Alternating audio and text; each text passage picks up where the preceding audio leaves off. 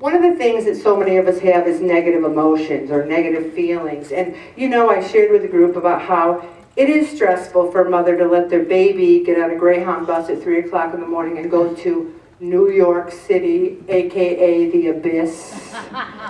And you know, I really knew the prayers of the group were behind me, and I also tried to deal when those thoughts came. Like, he hasn't texted me in an hour, I hope he's okay, you know. So what I do in that case is I kept busy. Also, when I had those thoughts, I would say, Jesus, I trust in you.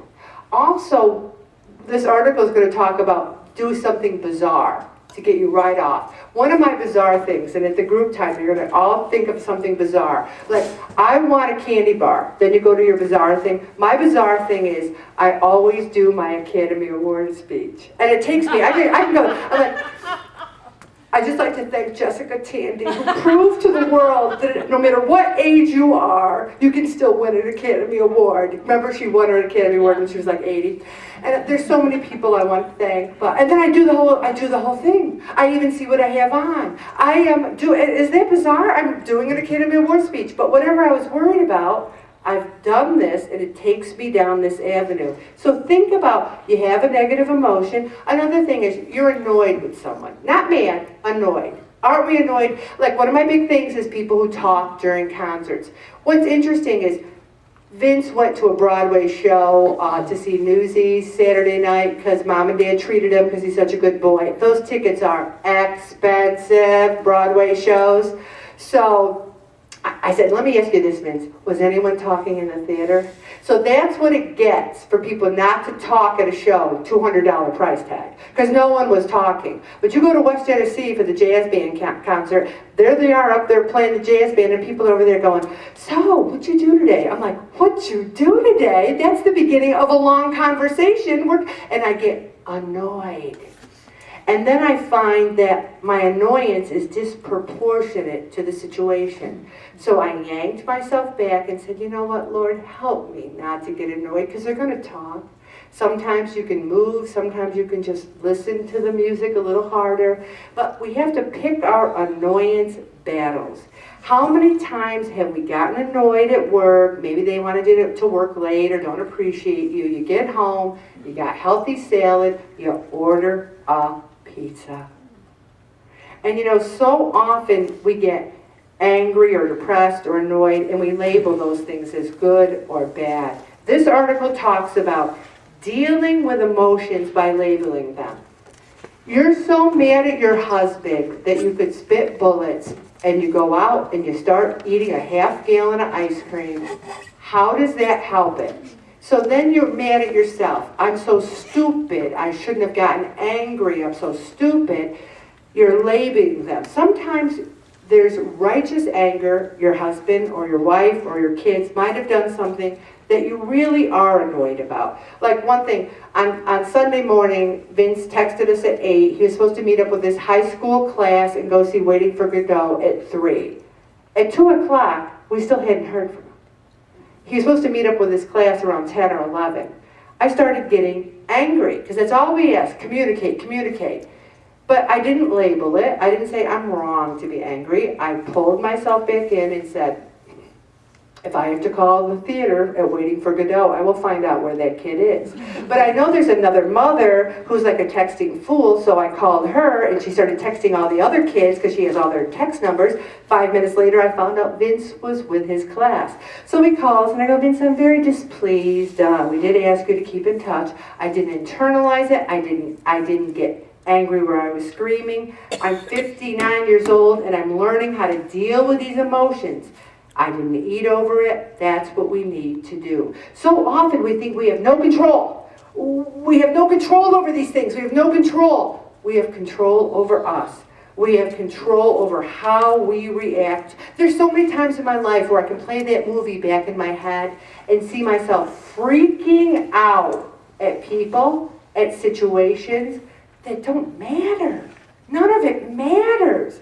You know, I always say 100 years from now, who's going to remember this? Or Jean's favorite saying, this too shall pass. We sometimes create our own drama to give ourselves an excuse to have a half a gallon of ice cream? How many times have we said, well, I have to eat this, I'm so upset about everything? Because we want that excuse. Instead of going, I'm going to suck this up, we need to not retaliate or cry or bang our heads on the wall just because we're angry. We can choose to respond in a positive, empowering manner. Your husband, wife does something you don't like, you go, can we discuss this? Can we talk about this? Because when this happened, this is how I felt. You use how I felt. What good is it going to do to scream and yell? And we've all done that. Another thing is a lot of people deal with their emotions by denial or avoidance. A lot of my weight was because I avoided a lot of things. I avoided dealing with things from my past. I avoided really coming to terms with why. And I just went into this fugue state and ate and ate and ate. And guess what? It didn't go away. You have to deal with these things sooner or later. The new smart way is to say emotions are a call to action. If I'm in a theater and someone won't be quiet, I'll move my seat. That's a call to action. I can very nicely go, or I can let it go. 100 years from now, is anyone going to remember this lady was talking during the jazz band concert? I need to let it go. Another thing that I suffered from for years and years were terrible, debilitating panic attacks. It started when I was in college. No one knew what they were in 1971. So I was in pretty good shape. I was on the basketball team. I thought I was having a heart attack. For years, I thought I was having a heart attack, and what they were panic attacks. Anyone who's experienced that, the rapid heartbeat, and people say, why? Why were you having that? About what? You know, and it's just like when someone's depressed and you say, what are you depressed about?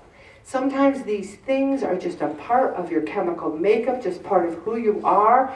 And the way I was able to get myself out of that is, it took years before they even knew what they were, and then I taught myself how to breathe, how to pray, how to not have caffeine after noon, how to not have like this or that, MSG, aspartame. I cured myself, so to speak, with the grace of God. But also, a lot of the panic attacks were because I was trying to be an overachiever.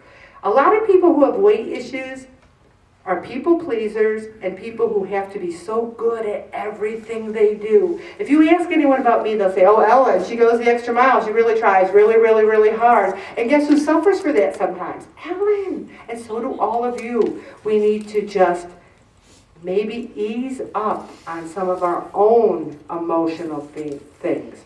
Another thing is we misinterpret the situation. How many times have people like said, you go, hey, hi John, how you doing? And John goes, walks right by you. And you're thinking, what? What did I do, John? Why is he mad at me? What did I do? And then you think, well, how dare he? How dare he get mad at me? And then you paint this whole scenario and you're getting so upset. You remember all the good things you ever did for John and how he's a worthless lout. And later on he comes up to you and he says, I'm sorry, I didn't say hi. My mind was elsewhere. My mom was real sick. You painted that whole drama. John didn't say hi to you. I've done it. Anyone else done that? Painted a drama over a situation that you misinterpret. Vincent was on the basketball court in 4th grade. One of his own team members, he threw up a shot and missed the bucket. So the team member said, oh, you know, good shot, because, you know, he wanted to give him some encouragement. Well, Vincent thought the kid said, you suck.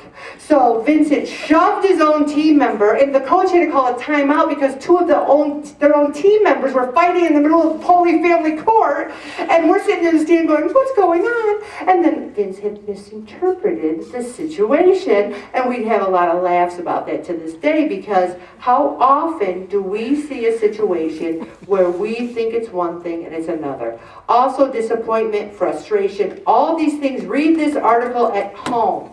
When we're disappointed, do we eat over it, or do we know that we are guided and protected by a higher power and that everything happens for a reason? So trust that what happened is the best option and the ultimate long-term plan of your life.